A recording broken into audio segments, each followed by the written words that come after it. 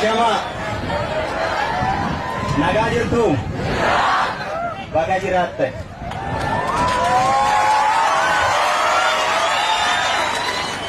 waggaa sadii ta'ee dhiiroo bakka kana itti deebine akkamiin itti deebine wareegama itti baasneetu itti deebine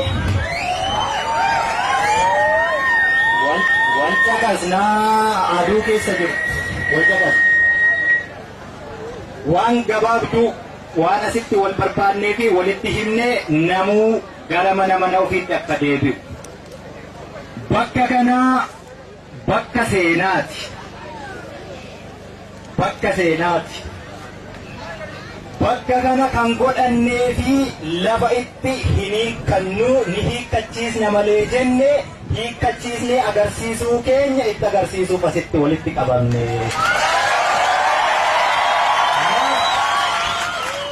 Dhuguma waggaa sadii kana keessatti garuu waan baay'eetu ta'e walaa caqasu. Waggaa sadii har'aa bakka kanatti walitti qabamne waan barbaannu hin arganne wareegama waggaa hedduu ilmaan Oromoo itti kaffalan galmaan hin geenye sana galmaan ga'uuf ammoo qabsoorra jirra. Qabsoo sana ammoo yookaan galmaan geenya yookaan ammoo itti wareegamna malee hin sharafnu waliin jenne waadaa walii seenne waggaa sadii dura asitti waan walitti himne irbuu waliin seenne sana ammas galmaan hin geenye galmaan geenyarrallee ammas hin dogoggoriina waca qofaan ta'ina abbo sinitti meeraa sittisii har'as dabalee sinitti himuuf hin dhufee jedhe waggaa sadii har'aa asitti wanti walitti haasofne hin qabanne sin abbaan qabate abbaa qaba hin qabanne wareegama ofitti daballe yeroo isaa dheeressine dararama dheeressine ofitti jechuu sin badiin keessan gootan ofitti daballe har'as akkasuman ta'ii naggeeffadhu gattaayiiti jaarroleetu jira harmootiitu jira haadholii keenya kaawwasisan dadhabaatu jira kanaaf yeroo isaa gabaabsinee aduu keessaa wal galchina bakkuma jirtanitti gattaa'aati walaa dhaggeeffannuu jechuudha gattaa achumatti waca qofaan homaa hojjetanii waciin waggaa sadii har'aa jettan waggaa sadii har'aa asitti wal geessee dhiichistee deemte waci waan jijjiiru ummata hoduu qofaa nu taasisiina ummata hojii nu taasisa inni hojjete sun immoo bishingaa qobaa ishee mataa keessaa baatee daraarte hin taasisiina hubattanii bishingaan qobaa daraare maal ta'a simbira nyaata abbo qobaa daraarere kanaafu maaltin jechuun barbaade inni bishaate isa bukate too eennuuti ni gubate akkas hin taasisiina wareegamatti jirra dhiiga dhangala'u lafee cabu lubbuu ba'utu jira sanatti gatii gochuuf deemuutti jirra inni bishaate isa dheedhii siichi bishaatu osoo eeguu maal ta'e ni gubate kanaaf wareegama buburree nun kafalchiisin gattaa'e waan siin jedhu dhaggeeffadhu hojiitti hiiki amni keenya siichi bakkuma waggaa sadii jenne sana jirraarrayyuu gattaa'e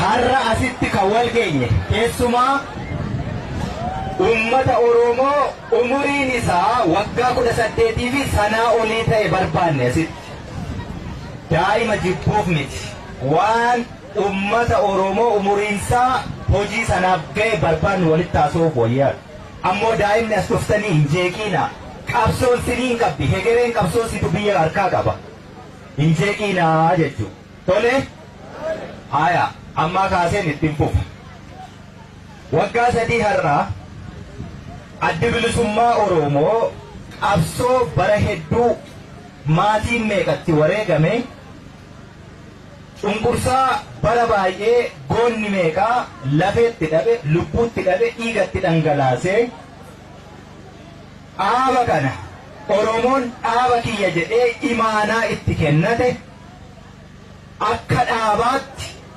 imaanaa sana galmaan gahuu gahe Oromoon hedduun akka itti wareegame sanatti guduunfuu dadhabe. Akka sabni itti cabee fi itti dadhabe sanatti guduunfuun gaafa dadhabamu fala dhahachuun faloo kaa'achuun dirqama waan ta'eef uummata Oromoo isa miiliyoona hedduu san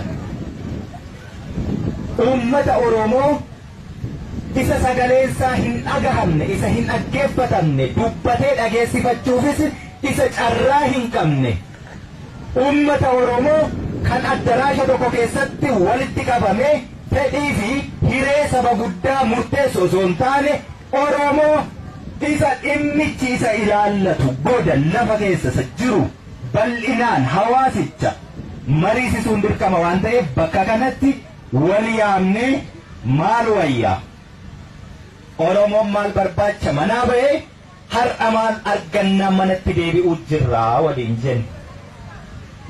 Lakki biyya barbaanna, bilisummaa barbaanna, walabummaa barbaanna, birmadummaa barbaanna. Addi bilisummaa Oromoo sana galmaan ga'ee hin guduunfine yoo galmaan ga'ee guduunfeera ta'e immoo guyyaan bilisummaa Oromoo yoomi? Alaabaan addi bilisummaa Oromoo alaabaa mallattoo cunqurfamoota hundaa kasaba Oromoo gaafa dachee Oromiyaa irratti gadhaabne gabrummaa jalaa baanee irra jennee dubbanna jedhe suni dhaabbatteetti yoo alaabaan kami guyyaan bilisummaa Oromoo nuti kabajannu isa kami seerriif heerri itti qabsaa'aa turre ittiin qabsaa'aa turre har'a ittiin wal bulchinu meerre kana wal gaafanne bakka hin geenye miti. Kanaafuu maal goone innire qabsoo itti fufnaa waliin jenna. Mee warri waadaa walii seenne gaafatu. Warri gaafas waadaa walii seenne gariin itti wareegamee nu agarsiise. Gariin har'ayyuu baaburichumarra jira. Gariin immoo irraa harca'ee nurratti hojjete. Bitaanis korii, mirgaanis korii, walga'iin koorumaa. Ittis wareegamu har'as keessa jiraatu irraa harca'ee irrattis hojjetu guyyaa isaa hin hanqatu taajjabbii walii daballee malee haga lubbuun jiramutti dachee kana halagaan hin dhaalu jechuudha. Warri gaafa as turtan ummati Oromoo gaafa as turte ejjennaa makee kaleessa asitti dubbatte tuftee hin arraabne deebitee lafa kana dhufte yoo jiraatte ati goota caalu bagarraa antee as geesse jechuudha. Warri immoo itti hadhoofte har'uma qofaa itti fakkaatte dukkanni kuni waan hin bariine se'e humni meeshaa humni waraanaa naannoo kana miti ka helikopterri rukute akkasuma akkasiti warri as jirtu argiteetta warri naannoo kana rukute maal jedhere hin rukunneedhe miti gaafas injifataman immoo sirratti gubateera warri sun gaafas injifatan lolicha har'a miti ka injifanne nuti lolicha mootummaan abbaa irree gaafa ajjeese awwaala dhorkate gaafas injifatame jechuudha. Ummata hin lolanii hin injifatanii addunyaa kanarrattis mootummaan ummata lolee injifatee hin jiru kanaaf gaafas injifattan. Maal jechuudha? Warri humna waraanaa qofa laaluu gochaa baay'ee suukkanneessaa addunyaa kanarratti hiriyyaa hin qabne ummata jiilchuuf isaan raawwatan ilaalee garaan gara bulte ejjennaa dhabe ejjeta dhabe warri sunis har'a asuma keessa jira. Waldaa jabne malee bakkatti deebi'uu yaa deebine bakka ammatti deebine kanarraa kaanee imalli keenya siichi fagoo hin jalqabne akkuma waggaa sadii har'aa ni lolla ni lolla. Oromoo waan sin hin beeknetu jira. Wanti Oromoon hin beekne waraana bilisummaa Oromoo naannoo tokko lolee qabate sanaan mirqaantu. Yeroo sanatti qabsoon ammayyuu nuun galle mirqaana sanarraa kan kaatanii dhaabbattanii dhiichisu. Dhaabbattanii dhiichisuu sana keessatti lakki akkas miti jedhanii yeroo isinitti himani abadan amma booddee maaltu bosonatti deebi'aa jettu. Akka bosonatti deebinu annan beeka. Waraanni bilisummaa Oromoos ni beeka. Sababiinsaa onneesaa qabaachuu dandeessu. Of kenniinsa isaa qabaachuu dandeessu. Wareegamaaf qophii ta'uu dandeessu. Waliin wareegamna si waliin dhumannaa jettaniis of amansiisuu dandeessu. Qawwee sana hin qabdan. Oromoon qawwee ofirraa hiiktatte. Akkasuma akkas miti. Kanaaf hin amansiisu injifannoon keenya yeroo hundumaa. Oromoo yeroo hundumaa kan qawwee irraa hiikan kanaafi. Qawwichatu hin jiru. Har'as akkasuma waraana bilisummaa Oromoo harkaa qaba. Haa lolatu. Hin deebi'uun jedhiin diinni. Ni deebi'a. Wallaansoo irra jira. Takkaa irra keessa takkaa jala ta'uutu jira. Har'as hin deebi'u si waliin dhumanna malee harka duwwaan dhumattan hin danda'amu. Qawwichi hin jiru. Hiikkatteetta. Qawwee jabeeffadhaa dhokfadhaa awwaalladhaa yeroo siin jedhan hin dhageessu. 500 gurgurtee araqee dhugaa turtee jechuudha.